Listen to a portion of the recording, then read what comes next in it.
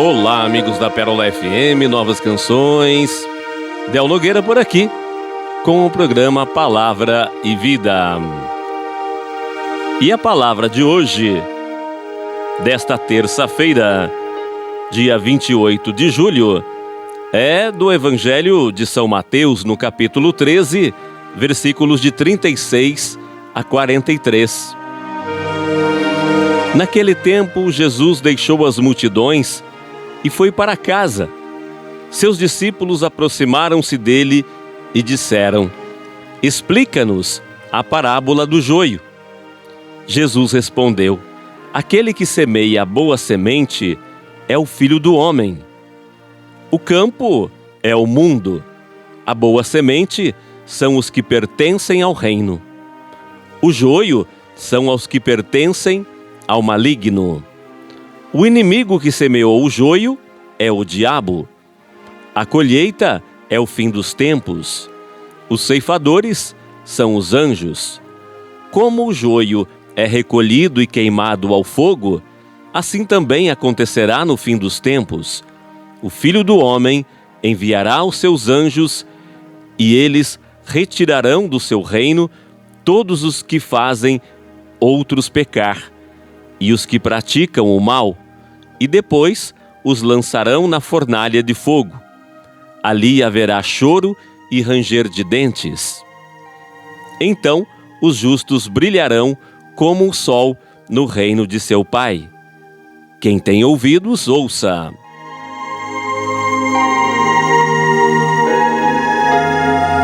Na palavra de hoje, Jesus está explicando para os seus discípulos a parábola do joio e do trigo.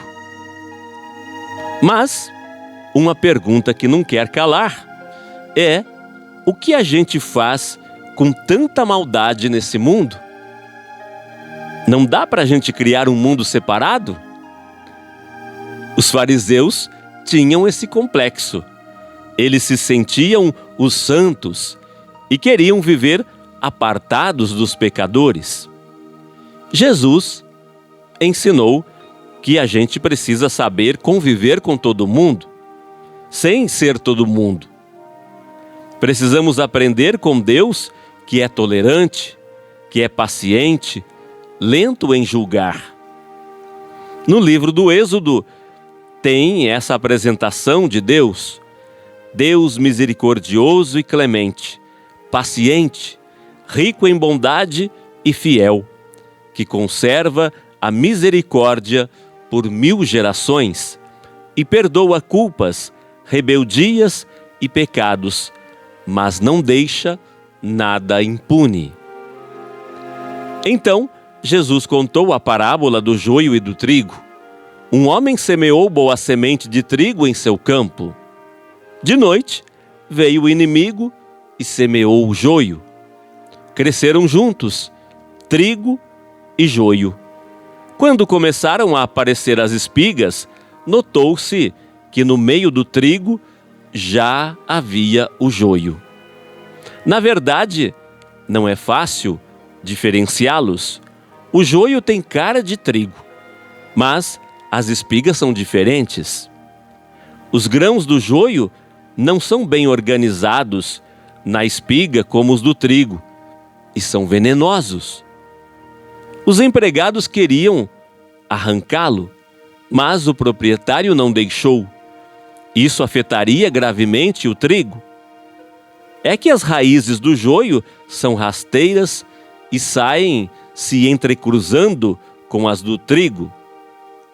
Deixassem chegar o tempo da colheita, aí sim arrancariam primeiro o joio e o queimariam, e recolheriam o trigo no celeiro. E Jesus, à parte, em casa, com os discípulos, deu uma explicação para essa parábola. O homem que semeia a boa semente é ele mesmo, Jesus. O trigo são os que pertencem ao reino. O joio são os que pertencem ao maligno. No fim dos tempos, os anjos farão a ceifa, a colheita. E cada um terá seu destino. os maus para o fogo eterno e os justos para a glória.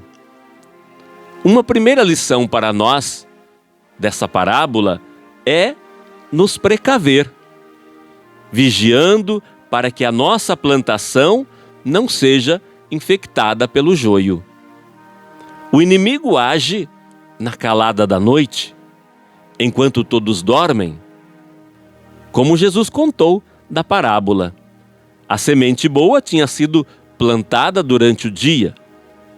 Plantar durante o dia, ótimo, mas vigiar também, para que de noite não venha o inimigo e infiltre o joio no meio da plantação.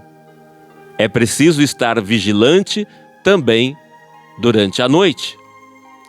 O dia pode representar a clareza e a transparência com que a gente precisa agir.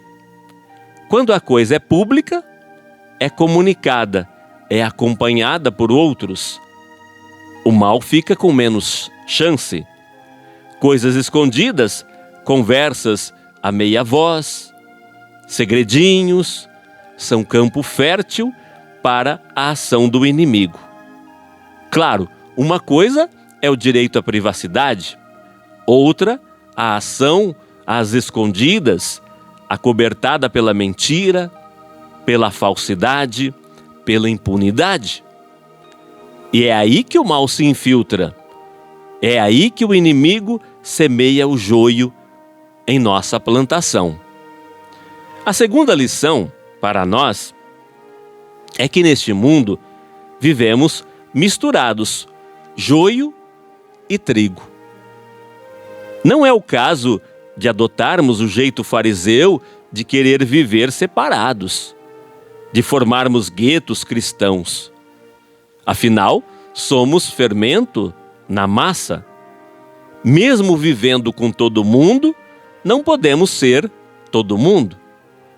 Os valores do reino é que nos guiam, não os valores do mundo. Jesus mesmo pediu em prece ao Pai, na última ceia, que não nos tirasse do mundo, mas nos livrasse do maligno. Então, o nosso lugar é o mundo mesmo, junto com o joio. Mas não para nos tornarmos joio, mas antes para ajudar o joio a dar bons frutos, não frutos venenosos. De toda forma, Deus é quem é o juiz. Assim, já sabemos que o fim do joio é muito ruim.